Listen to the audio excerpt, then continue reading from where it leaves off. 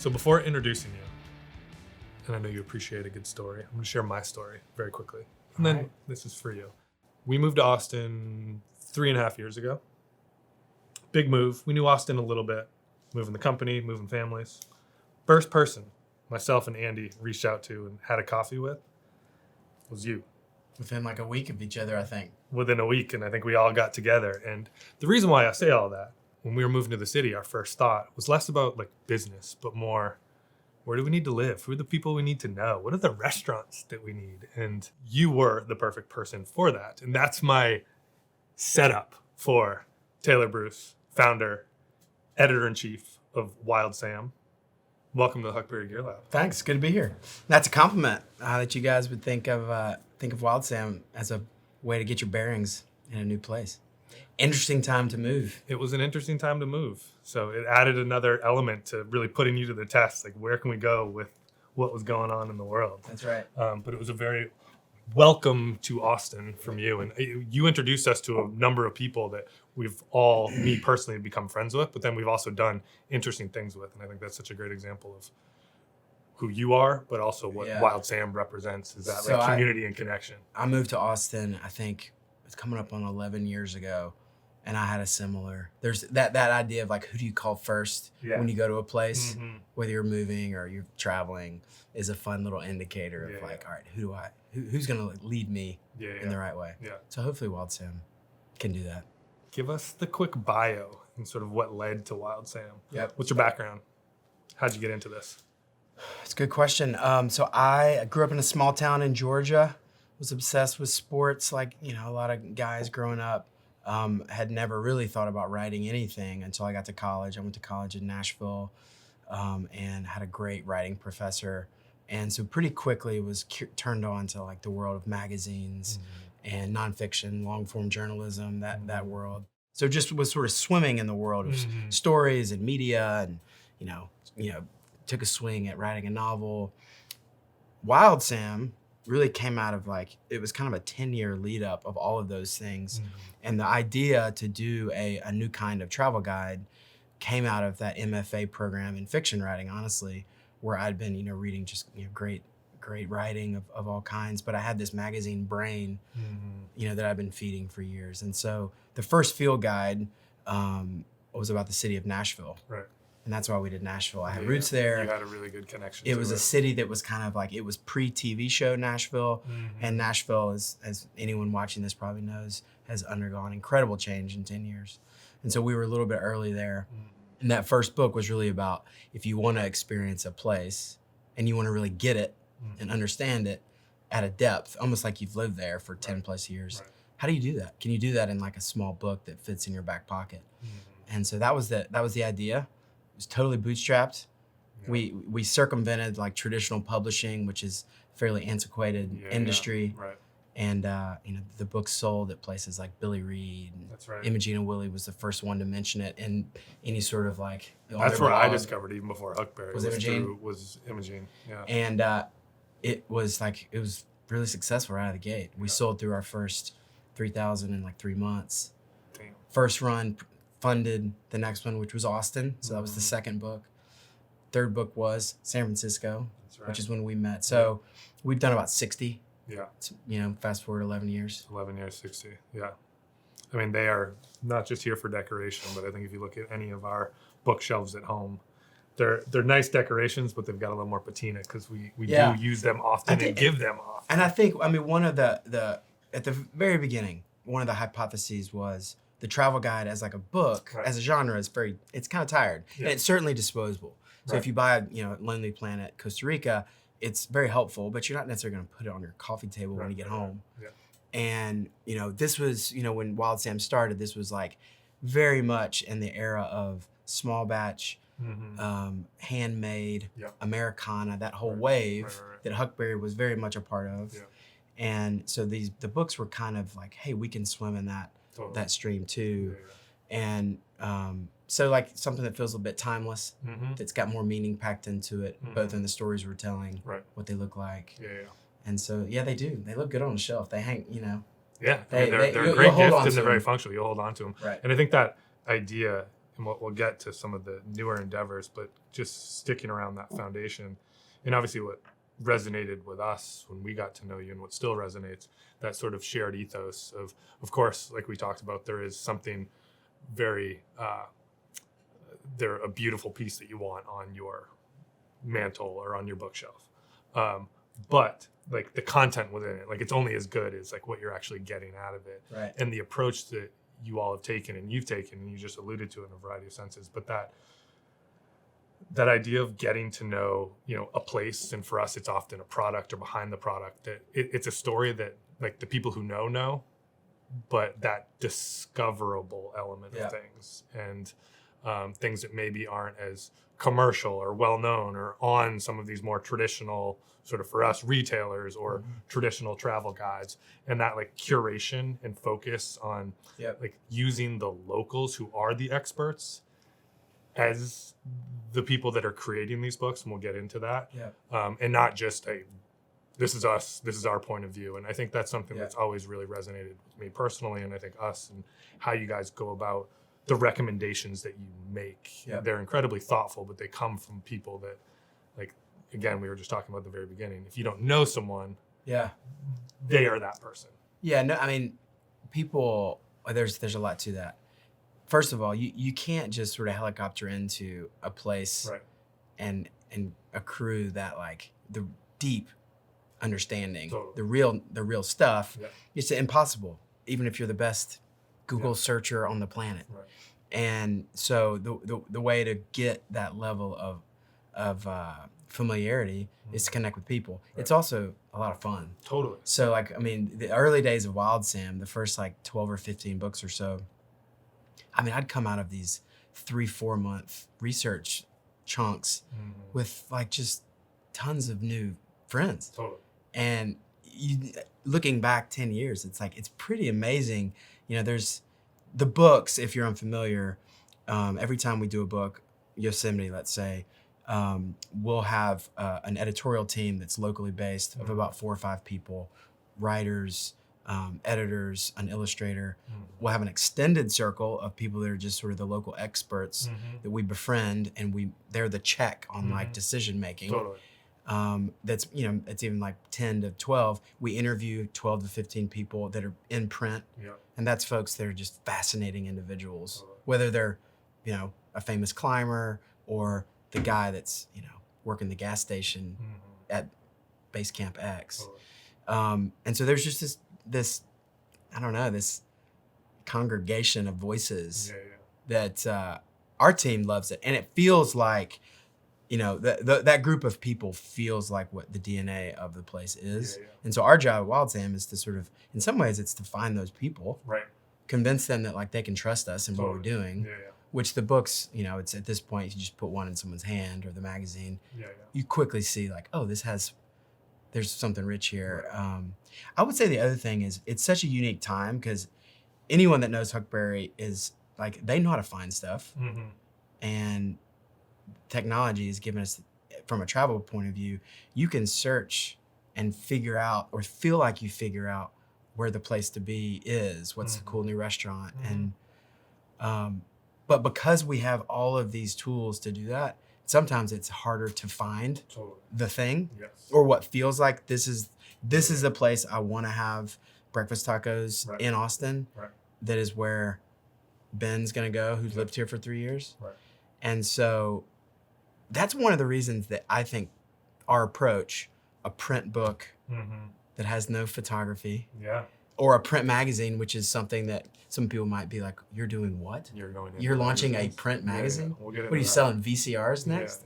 But one of the reasons that print is so great is because it slows you down.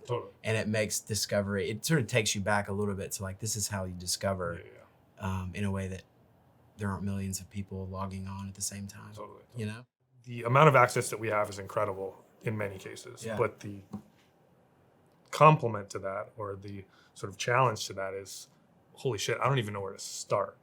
And there's too much. And I think your books do such a good job of, it gives you enough choice where there's that personal discovery and you can cater it to what you're interested in.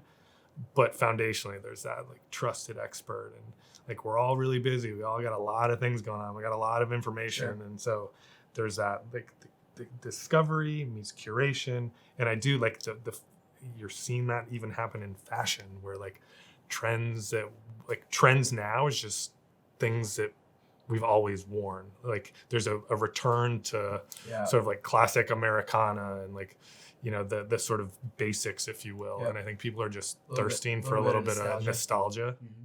Yeah, you see that in travel too. You see it even in not only in how people travel, but in the places they go. I mean, there's certainly some things that you catch on to, like, oh wow, people are like Joshua Tree, like definitely had like this like curiosity 3-4 years ago, and the Maine Coast. I mean, it was like it felt like everyone under the sun was looking at the Maine Coast the last 2 summers. So that was one of my favorite interactions with you personally. Which I wasn't on like that one book? of your experts, but you sent me a preview. Yes. And you were doing your job in a sense. yeah. You're like, hey, what do you think about this? Yeah. Like, you as a Mainer going up there. And it was just a small, very like personal example, but to your point, where you guys are going to the people that have the stories and know the stories, and it's your job to bring them to life and to have a point of view. But something I did not, with the books, did not plan. I mean, when the first books, when you know we created them, it was more about the thing. It was really about the content and the stories and the writing, over like a business strategy per se. Locals buy these things, and we learned very quickly, like, oh, if people that live in Nashville bought the Nashville guide, and it's not because they needed to know like what are the best places to go see live music. It was more like that they were proud of where they lived. And there was it was kind of this, you know, it captured this a collection of stories about it. So that was a bit of a surprise. That's cool. Yeah, that's very cool. All of this is a great segue into the latest endeavor for Wildsam. We got a few of them right in front of us, not to bury that lead, but we alluded to it earlier. Like, you guys have now launched a magazine, which makes all the different things that we've been talking about, the stories, the people, the communities, that sort of point of view. But choosing now a magazine is sort of a delivery mechanism, if you will, and sort of a new sort of adjacent property to the books. Why a magazine? As I said, we've done 60 books over 10 years, and we're in this unique spot where we've cultivated an audience. We certainly have a point of view on American travel, but we also have this deep well of understanding about places all over the country, and we have, you know, several hundred people, whether they're writers, photographers, or even just they live in the world of place. They own restaurants, art galleries, they're musicians, the kind of people that know stuff. And so the ability to turn on something that touches a bunch of different places in every issue was new for us. Because when we do a book, it's just drilling down. It's a deep dive into one location. Yeah, into New Orleans or into New Mexico or whatever. So there was some interest there of like, man, we're leaving an opportunity on the table by not doing that.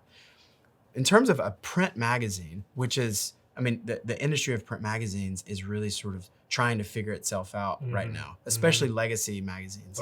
Because over decades they've built a business model that's shifting. We weren't, because we're starting it from scratch, we can start it in a new way.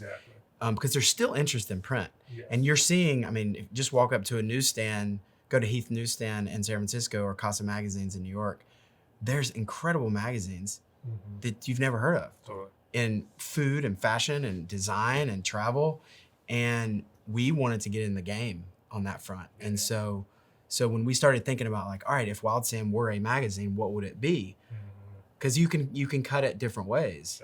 And so we really landed on this idea that like the road trip is the thing that we felt was most compelling. And we can get into more of like why I think that's interesting. But because road trips are a thing that we've written about, and I mean, most of our books have a road trip sewn in, but this magazine is like completely focused on like the road.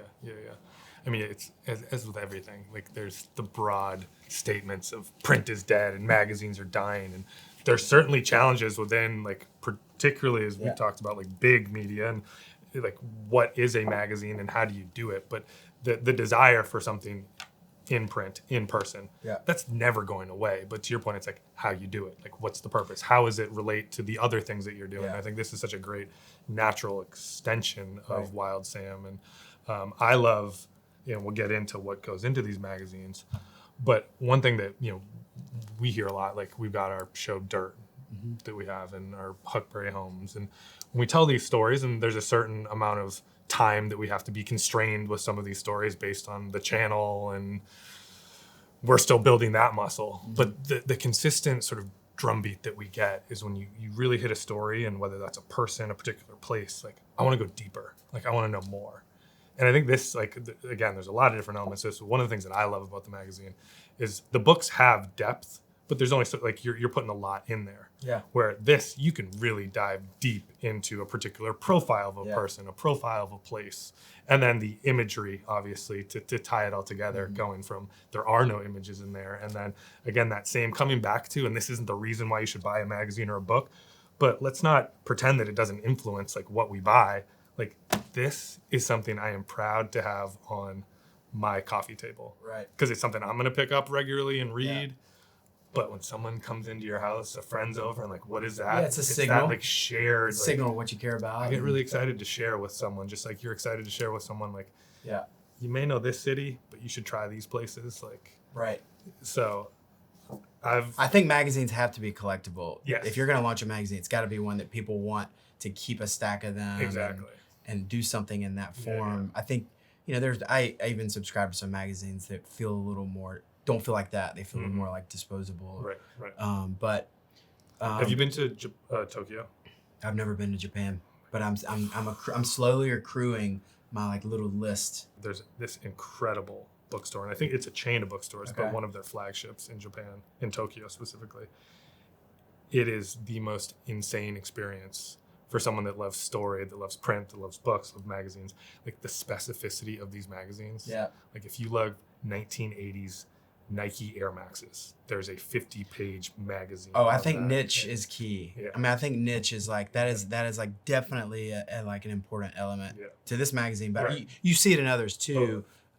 And that was one of the reasons we were like, this can't be a travel magazine. Right. It needs to be a road trip Very, magazine. even more specifically road trip. And just to kind of tighten it, because that is one of the reasons that I think a magazine can be successful, is really like zeroes in on what is the group of people that's going to really love this magazine. Yeah. One quick side story though. So this goes like back to like when I was on a magazine staff at Time Inc.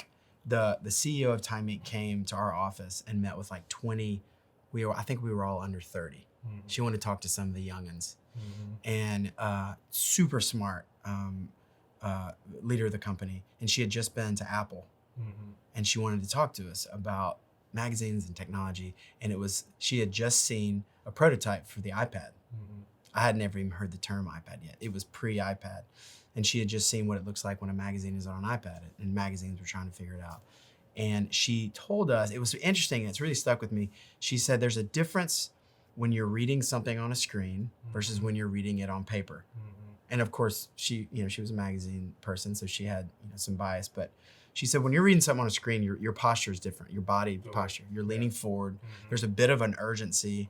You're researching. You're kind of working in a way. Mhm. When you're reading something on paper, you typically are not leaning forward. You're leaning back. There's a bit of a recline, and so you feel different. Yeah. You're relaxing a little bit, and the leisure that comes from print is different, and so you're going to take in information slightly differently. Right. So like when we think about Wildsam Magazine, like your description of it being on your coffee table, when I think about someone holding it, Right.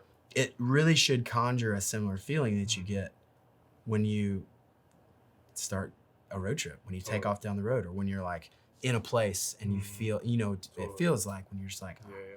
it's not like I'm at home or working or taking care of the kids. Yeah. Why, coming back to why did you guys choose road trip as the specific angle within? So it's in our DNA. So Right. the first 10 books we did at Wildsam were city guides, and Nashville and Austin and New Orleans and San Francisco. The first time we went outside of that was a series of books about road trips. So the first two were New England and the Desert Southwest. And it was all about, and it was, like we did a 7-day road trip, a 14-day road trip, Yeah. 3-day road trips. We did all the interviews and the history and that kind of stuff, but it was about that kind of travel. The reason we did that was because it was so iconic to the American experience. It's just the road trip does have a, Jack Kerouac, John Steinbeck. There's something to the U.S. partly because it's so big, and our roads were so were so good earlier on that it became a thing. Right. Everyone's got a road trip story, and so that was 7 years ago when we did those books. So when we came to this, it's 2024. We all know what life was like 4 years ago. Road trips and the outdoors took on a new level of Totally. importance and curiosity. And Yep. Our culture just was sort of reinvigorated around this type of thing. Totally. And so the road trip as a way of experiencing America, it was just reinforced that this is interesting. And there's not a magazine that does that, that really commits to Totally. we're gonna show you, because the magazine, we tell you where to eat and we Right. interview interesting people, musicians, etc. But it's all sort of done with this idea of you're behind the wheel, Right. and whether you're driving cross country or just going out into the hill country for the day. Totally. So it felt like a really interesting, and alongside that sort of interest, we all know someone who has bought a vintage Airstream or has done a Sprinter van. Right. So that culture, that part of that travel space has grown significantly. Yeah. It's the idea, we talk a lot about adventure, and the whole idea of Huckberry was not redefine adventure, but to have a different definition of what was typically out there. And something that we really rally around is adventures near and far. And I think that's what, to me, often a road trip represents, where you don't need to, and a lot of us don't have the time or resources to maybe hop on a plane and fly around the world. But the amount of amazing things, whether it's within your state and in your city for a weekend road trip, or driving from Austin here to Santa Fe for the first time, there's an accessibility to road trips, but there's still a lot to be not accessibility and boring, watered down sort of adventure. No, it's not. It's not going to Disney World. Yeah, exactly. Yeah, no. We talk about the achievable adventure, That's a good way to put it. And most people have access to a car. A road trip, is that's iconic. Totally. That's been going on for 70 years. Yeah. Throwing the kids in the back of the station wagon in the 70s and going to Yosemite, or now it can look all sorts of ways. So we think about the road trip for that sort of modern family. We also, frankly, this magazine is not just for people that are under 40. Right. People that are in their entering in their 60s. I know tons of those people that are way more active than I am. Totally. They're doing half marathons. And so there's a level of interest in getting out, discovering, being in, having an adventurous life that this magazine hits too. So there's something cross-generational to a road trip that I find interesting. Yeah, absolutely. And it certainly it does go back a little bit to our lineage of we love great writing, and the American road trip has served as a vessel for great storytelling. When we made the decision to do the open road as our core idea, it just felt like this fits. Yeah. What's either a quest road trip that you've done or one that's on your sort of bucket list? Let me think. It's a fun question to ask anyone, just memories of road trips. A quest road trip. So this is an answer to the question. It's not exactly a quest. The first thing that springs to mind, when this is about 15 years ago, I just finished, my wife Robin and I had been married for almost a year, and she'd been in grad school for that first year. It was a pretty intense program. So it was a high intensity year. And so she finished, and we took a road trip as you're done. We took 2 weeks, and we left and drove from Texas we ended in Big Sur. And we took 14 days. And it wasn't fully planned. Right. And it was part of the fun was the variety. Right. One night we stayed in a super nice hotel, and the next night we camped next to a river in Colorado. Yeah.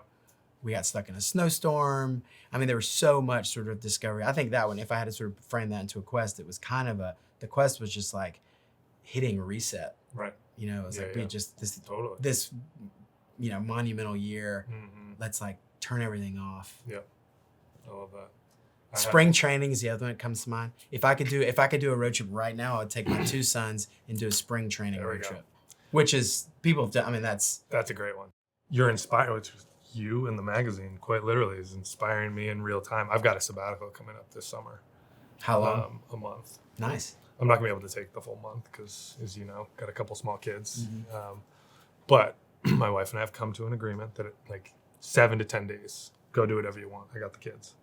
So I've been thinking about like my sort of initial thought process through all of this until this conversation was like, where do I want to go? Right. And that's part of it.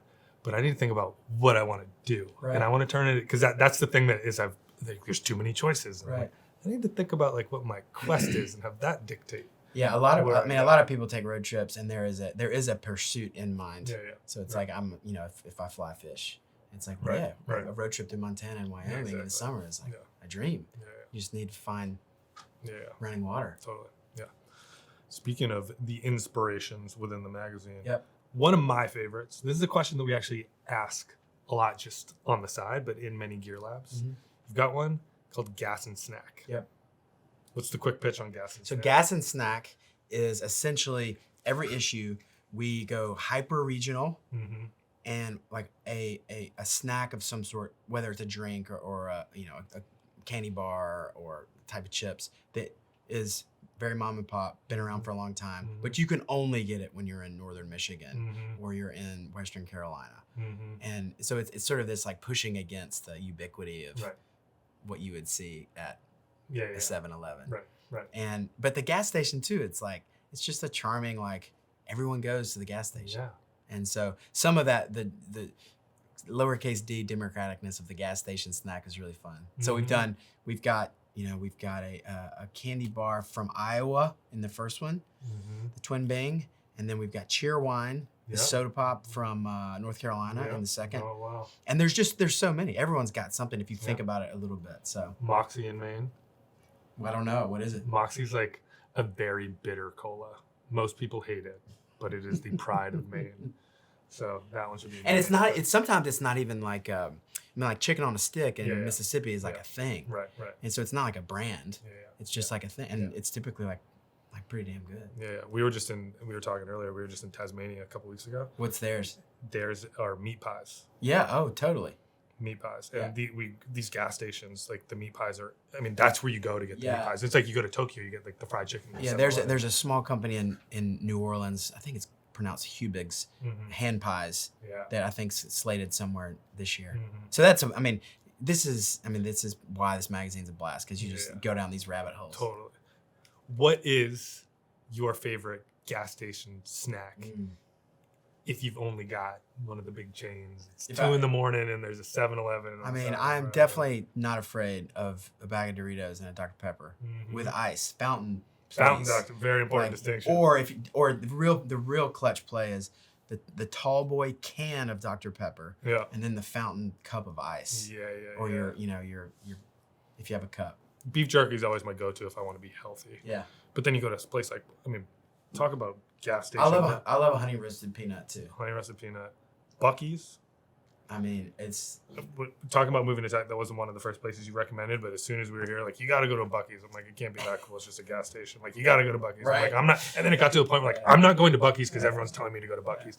First time I walked into a Buc-ee's, I was like, holy shit. It's bizarre. It's showing up in where I'm from, Alabama and Georgia, and people are kind of losing their minds. They love it. Yeah, it's pretty wild.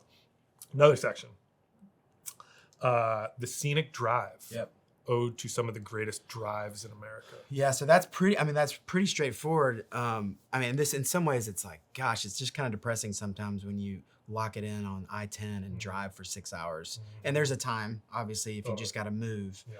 But that part of the magazine is very much about like just or just stretches of road that are just next level. So the first one we did was we sent, and also when you put a rider in the car that can really tell a story and like paint a picture with words. So that's the kind of combo there. So this great writer in California, she drove from Sonoma to Mendocino, and she took us on the scenic drive.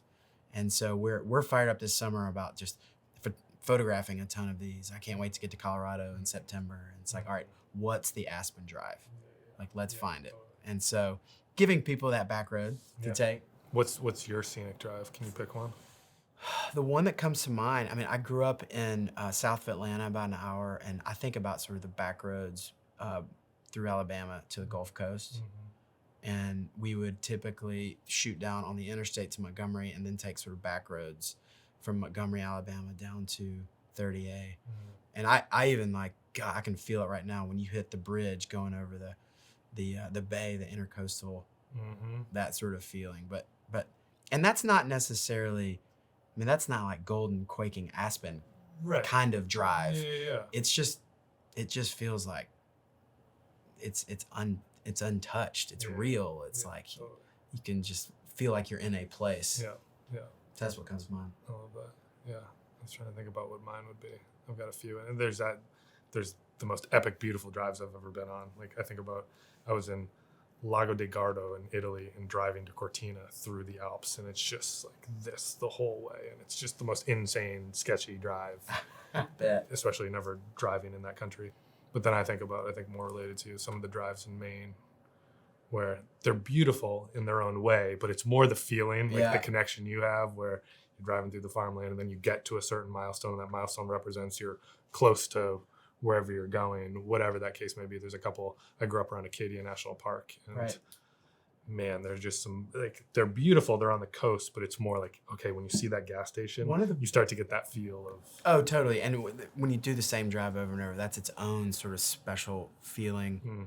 That's still my favorite thing to do in any place that I'm going, is to pull up that map and put in like your directions, and Google Maps going to bring you the fastest. Right. To your and point, then sometimes just you screw need it to up, follow it, and then I'm like, slide I see this road going like this. Like, we're taking that one. Yeah. The perfect, not the perfect, but the quintessential road trip companion. There's a few different variations of that, but the music or the audio, the podcast, you got a section audio file within each episode. I love listening to radio. When I'm in a place. And so we have, in that audio file, we spotlight radio stations. The local radio stations. It is pretty, when you're in West Texas and to listen to whatever station that's coming out of Marfa, and that on Tuesday mornings, this person is doing, it is just another way of adding this layer of like, oh, like I know this place. Yeah. So. Yeah, absolutely. And like it's WWOZ it's that nice, in it's New the Orleans. Contradictory to like the amazing accessibility of creating your own podcast. Like you don't know what you're gonna get. Like there's a little bit of that excitement. Like what are they gonna play next? I can still remember if like you're just hoping to hear that song on the radio. Oh yeah. We sound like real old dudes right now. We're old. Yeah. Another section. I want to get some of your point of view.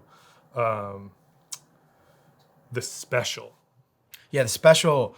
I mean, where to eat? That's typically the first question. Yeah.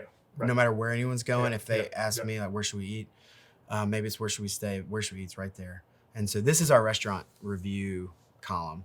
And what the special refers to, obviously, any sort of like kind of classic, old school, mom and pop kind of restaurant typically has like the special. And so these restaurants themselves are like the special, and they're places you got to get to. You got to earn it. So it's like I think our rule is like it's got to be 90 miles from like a major airport. And so that's a fun challenge. And typically they're not new places. I mean, we're not, that's not a rule that it doesn't have to be an old divey kind of place. But the first one is this place called Doe's in Greenville, Mississippi. And it's like a steaks and tamales joint. It's been around for a long time, 50 plus years probably. I've been there a couple times. It's to illustrate it, you walk in the door and you're in the kitchen, and you have to walk through the kitchen to get to where you go into the tables. And they're like doing all the steaks on cast iron griddles, and it's BYOB. So like the last time I was there, I took a small thing of whiskey, and food's incredible. The steaks are like the thickest I've ever seen. So Doe's, and then the second was an oyster place on the Olympic Peninsula in Washington. So, I mean, any kind of cuisine. I love that rule of it's got to be 90 miles. Yeah, it's got to be a little harder to get to. The other one that I wanted to ask you about, Century on the Road. Yeah. Great story. So we, in this first issue, we very much wanted to sort of plant a flag of like, what's a big story that we could do that would sort of signal like, oh wow, like no one's ever done this story. Mm-hmm. And so the Century on the Road was, in some ways, it was a way of sort of illustrating America has a unique relationship to this kind of trip, Right. getting on the road. Mm-hmm. And so someone threw out that phrase, like a century on the road, and we kind of had to quickly do the math of like, what was going on 100 years ago? Yeah. I mean, like Henry Ford had already, Right. Invented the car, and it was nice to sort of like realize 100 years ago, the first American road atlas was published, which was like, it felt like it was one of those signals of like, serendipity, we have to do this makes sense. So then what we did was, and this is another sort of trademark of ours, is like really mixing in like pop culture stuff, and like, so it's not all like, types of vehicles and when roads went in. Right. Some of it is like, when the like that classic lawn chair that's like the camping chair from like the 60s. Like, when was the first The one? red of that? and white. Sort Yeah, of with handles. the check, and there was some cultural things like, on the road, when was that published, and when did Waffle House? Waffle House is like one of the ultimate. Mm-hmm. You can trust it, at least where I'm from. So when did that first one open? So that story was like, in some ways, it was like a proof of concept of like, oh man, this magazine is gonna be a blast to do. Right. We have a really fun story franchise called Memento. And it's essentially, we ask a writer, like, what's something you've picked up on a trip at some point that you never lost? Yeah. What's the story? And it's typically not anything that's nice, Yeah, totally. but it's like somehow it's gotten this talisman quality now. Mm-hmm. And they just tell the story of like, Yeah. how did you get that Yeah. plastic cup from a bar in New Orleans Totally. Yeah. 15 years ago? Yeah. My favorite thing in You the could write morning- one about a trucker hat, I'm sure. I definitely could on the trucker. Well, my favorite, like in the morning, it's chaos, as you know. Kids run around trying to get out the door. But my one moment of zen, even if it's quite literally just opening up my cabinet, is which diner mug I'm going to choose to have my coffee. Which one did you have this? I know which one I got this morning. Which one did you have? Do you remember? It's going to be predictable because I've been talking about Maine so Huckberry? much. Well, I do. Oh, is it Maine? Oh, is it it the place in Portland? Becky's Diner? Okay. No, I don't know that. Diner right on the water. It's one of those places that it's very popular for tourists. In what but town? it's right in Portland. In Portland? Right on the waterfront. Like Becky's Diner. It's open. You go there at 4 a.m., 5 a.m. Uh-huh. It's either the lobstermen coming off the water, about to go in the water. You get there a little bit later. It's gotten, like, there's a lot of tourists there, but it's still, like, it has remained unchanged. Those Nothing has places, changed. I find like the places that sort of, they live up to the hype even though Yes. everyone knows about it. That's a unique, Yes. special thing. Totally. My mug this morning was not as time tested as that, but it was an almond surf shop. Oh, They yeah. got a great diner mug. They got a good diner with a little mug. hand Yep. drawn, because their shop is so Yeah. perfect. Yeah. We can't, we've referenced this a little bit, but we can't talk road trips without double clicking into the vehicle. What's the sort of vehicle? That's one of the fun. I mean, to me, gear and vehicles is part of the most exciting thing with the magazine, because it's not something that we've done with the books, and we do think because the magazine is just a different kind of content experience, that there's a place for vehicles and gear. So there's a whole section dedicated to it called The Ride, and it's everything in sort of the recreational vehicle realm extended. So like we're just as curious about, what's the shop in Kansas that's like the best at doing retrofitting on Land Cruisers from the 80s. Right. And like, let's go meet that guy and learn everything we can. Or even to the specifics of like, hey, I want to buy a teardrop. What are the like 6 coolest companies that I should know about? For me, it's fun because it's like I'm learning more and more and more every day. But it's also like it's a way to make a road trip next level. Totally. And you see it in places like, certainly like Austin, Texas, or Zach, our editorial director, lives in Portland. He just sent me like 5 pictures the other day. He was walking around his neighborhood, and it was like, oh, that house, they've got a rad Sprinter. That house has got the cool Airstream. That house has got, so once you start looking, you can't stop seeing them. Totally. They're everywhere. Yeah. And certainly the last 5 years, it's like really got ramped up. Totally. Is all of this now intentional research and Yeah, we eyes got- out for adventure real change. Like, do you now have a Grail adventure mobile? I know that can be. That's a great question, and I've played around with a couple since we've started this. I would say it definitely depends on, am I doing a road trip with the full fam? Mm-hmm. Because that's not a Sprinter van, because it Right. would feel too tight. Mm-hmm. But if it was just like you and me, and we were taking like a surf road trip in Baja, like, I mean, driving a souped up Sprinter is like a really smooth Totally. drive. So I think right now I would say like some sort of like a vintage-esque trailer that's like longer, it's more in the like 25-foot length, Yeah. that has been, an artist has gotten involved to like make it special Mm-hmm. and made it look like pretty sweet. 2024, looking ahead, obviously we talked about the magazine, but as a travel expert, puts you in that sort of realm. What are some trends you think we're going to see continuing or will continue to pop up as it relates to, obviously, like road trip travel, and you can answer that more broadly in travel across the board, but anything you're seeing, excited about, predicting, want to make a hot take here? A trend that we've seen, the industry has seen certainly, is that like people are traveling more frequently in shorter spurts. Like travel is just it's more of like sewn into like all year long. Some of that's just everyone's got a little more flexibility with where they work and kind of what time off looks like. And so like maybe not as much of like the big, I'm going to take my 2 weeks off in August and go do the thing. In terms of places, because they're definitely like zeitgeist places is a real thing.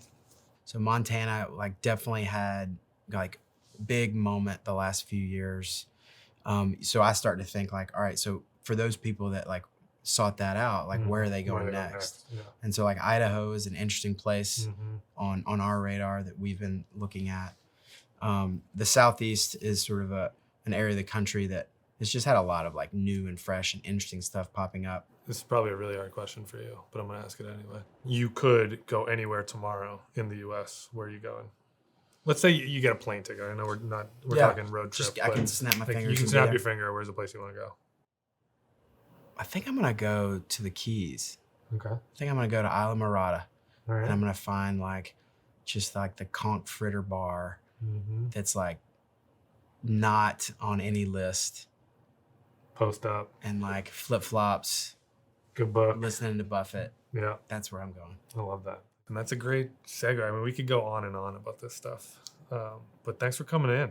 Got me inspired. I think we got the whole crew inspired. I think we're all going to be booking some vacation time, whether it's a long weekend or not. We're hitting the open road, but really cool to see. I've loved flipping through these and reading them. And like I said, I've got the first 2 editions on my coffee table on my desk. But congrats on the launch. So 8, just did the quick, there's going to be 8 editions. Yeah, there's 8 print issues a year, and then we're doing quarterly digital issues that'll be deep themes. So the first one of those comes out in March. That's like just a road trip, the 9 epic road trips across the country with other stories sewn in. But yeah, I mean, when we the feel of the magazine, we went nicer paper, nicer cover stock, and 8 times a year. 8 print issues. 8 print issues. Which is, it's like, that's a healthy number. It's a healthy number. A lot of magazines are going down. Yeah. 8, 4 quarterly digital. Yeah, we're doing 4 digital issues. We actually just launched a new Wildsam.com last month. And so we'll do digital specific issues. And so that's also the best place you want to sign up. Yeah, Wildsam.com. Easy to find the subscription page there. And you'll start seeing the magazine popping up in more and more outdoor shops, indie bookshops, newsstands as the year goes on. Oh, yeah. $20 a year for 8 issues. 20? Magazines are the deal of the century. Especially always have been. I mean, this is like, you got quality paper, obviously foundationally, quality content, quality partners. Great ad partners. Great ad partners. Hell yeah. Always good to see you. Thanks. Thanks for coming in. Inspired us all. See you on the open road. Sounds good. Wildsam Magazine, baby. Cheers.